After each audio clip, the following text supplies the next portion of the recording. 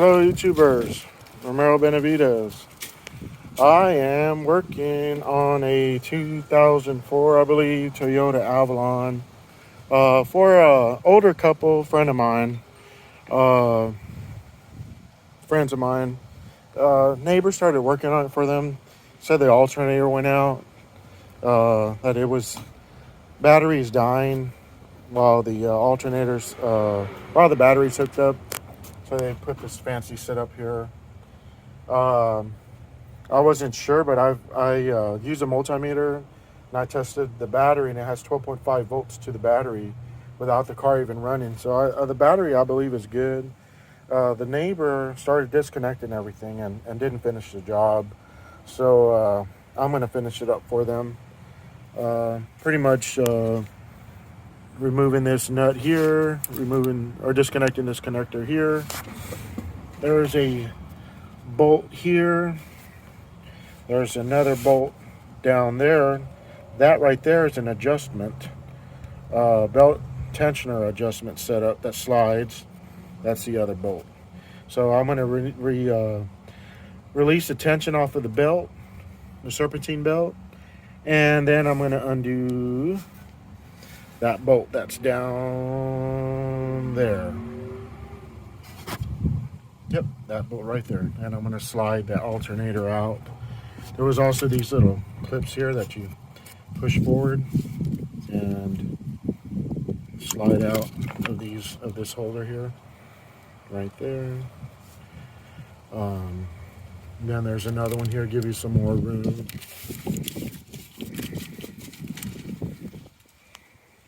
You know, the guy meant well. He just didn't have the right tools, I guess. I just happen to have some tools with me. Hopefully make this job easy and quick. Here's a new alternator. Like I said, I'm not sold that the alternator is bad. I wasn't able to test the alternator, but that's what they said. It's not performing like it should. Sometimes these regulators, it's got a built-in regulator. It's like a one-wire alternator. When the regulators go bad, it'll drain the battery. There could be some other source of drain inside, a light staying on, or parasitic, discharge, I guess is what they call it. When something stays on and kills the battery. But I'm going to continue on and replace this alternator.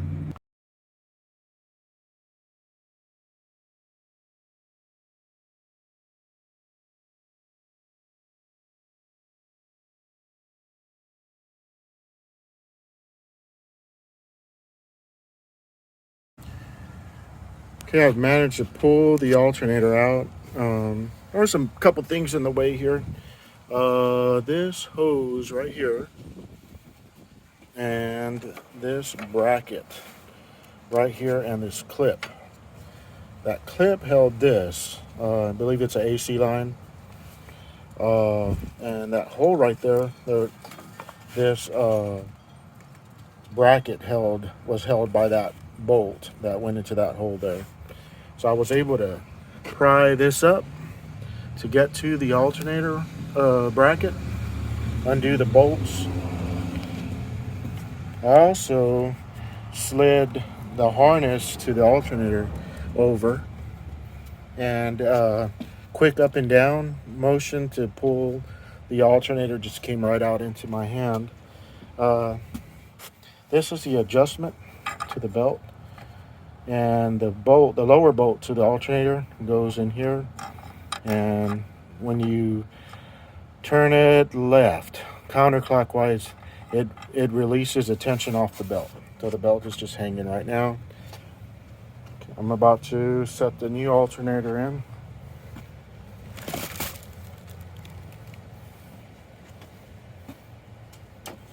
So it's going to go in like this, slide into that over there, this part. This part goes where the tensioner adjustment is right here, this hole. The bolt goes there, through there, and into the alternator. And when you turn it clockwise, pushes the alternator up and puts tension on the belt. And this here is for the harness to connect to the positive, the one wire setup. And this is, I believe, for the regulator, built-in regulator.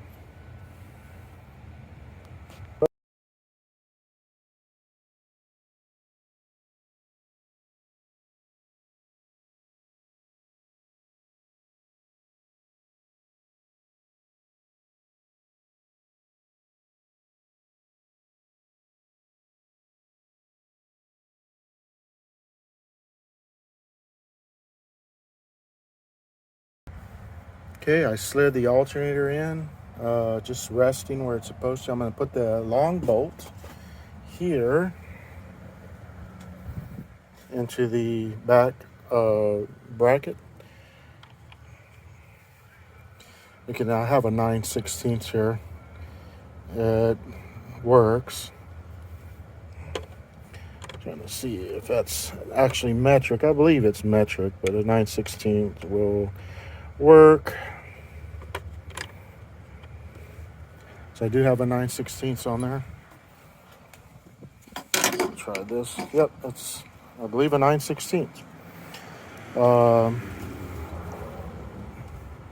Try to 12. It's too small. Yep. So it's either 9/16, I believe, that I used to get the bolt off there, and it's on there pretty good. Okay, slide this in over here. Get everything's out of the way. All right. Position the alternator to slide it in. Okay, got the bolt started. I did not snug it down yet. Using my cordless ratchet.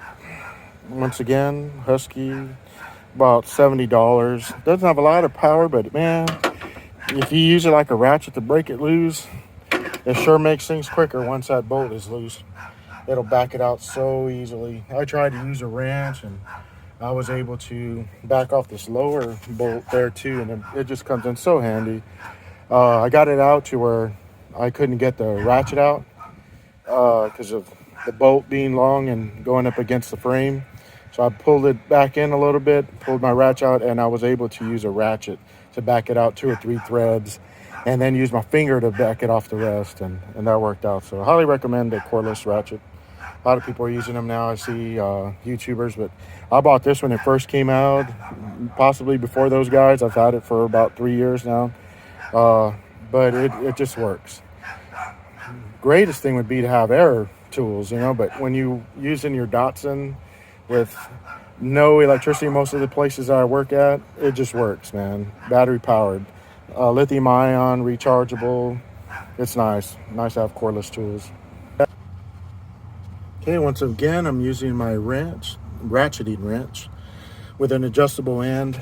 I'm holding the alternator up so I can take enough in that I could use my cordless ratchet with a 12 millimeter as the bottom bolt. This other bolt here, I use a 9/16, and it worked. This here, I believe, is also a 12, but I'll double check and I'll make sure I'll update that. Okay, this lower bolt going into the adjuster, that's where it gets a little tricky. Now, I found that if I pull the alternator all the way up, I can get to the bolt a little easier. Because not only do you have to get it through that adjustment tensioner, you got to get it to the back side of the alternator so it could bolt in, so you can adjust it. If you can see it, I got it started by hand. And I've already left it snug here, so I'm not tightening it. So once I'm done putting that bolt on, I'm going to tighten it, and then I'm going to put the belt over it and turn clockwise, I believe, to raise this alternator up to tension, put tension on the belt. All right, guys, I was able to fix that 2004 Toyota Avalon's alternator. Like I said, the neighbor had started it, wasn't able to finish it. He said because he didn't have the right tools. So left this elderly couple without a vehicle, and that That was their only vehicle. And I met these people probably about 10 years ago. And they're the reason why I have Fugly, which is a 1980 Ford Fairmont, the brown one I have in my backyard. I was able to do some work for them in exchange for that vehicle and a few $100s, ceiling fans, a bunch of different electrical things and things like that I did for that couple. And so anyways, they called me and they needed some help. I was able to do it for them and make a video of it. And that was pretty cool. I definitely enjoyed helping them out. And it's just good to give back sometimes. I've been there. I've been without a vehicle. So I definitely understand how it goes. And sometimes money's tight. And I've been in that situation too. After I retired from the service, Uncle Sam just pretty much booted me out the door. And, I had some money saved up and jobs lined up, and some of that sometimes fell through. It just didn't work out. The pay wasn't right. Eventually burned through my money, and, it was a pretty rough situation, especially at the time. It was during the holidays, and a lot of people aren't, working or doing this type of stuff that I did. They're not looking to spend, money on a, project or anything like that. They're trying to get through the holidays and buy Christmas gifts and stuff like that. So anyways, thank you for watching. If you like what you see, subscribe. I'm not trying to make a living off of this. I'm just doing it for fun. I started it. It's always kind of like been a dream of mine to start YouTubing. And I see my sons do it. And they've been doing it for years. And I said, well, why can't I do this? I'm always working on something. I'm always doing something. I could make some videos too. So I've been saving up videos for years, and I just never posted them. But when COVID came, I started doing stuff, finally making videos. I'm not very good at it. I'm not the freaking person, got to look for it or anything like that. But I work. I put it on video, and if you guys like to watch it, go ahead and watch. Subscribe. Don't like it, complain about it, I don't care. But thank you for watching anyways. It's all, even bad publicity is good publicity, I guess. Thank you. Bye.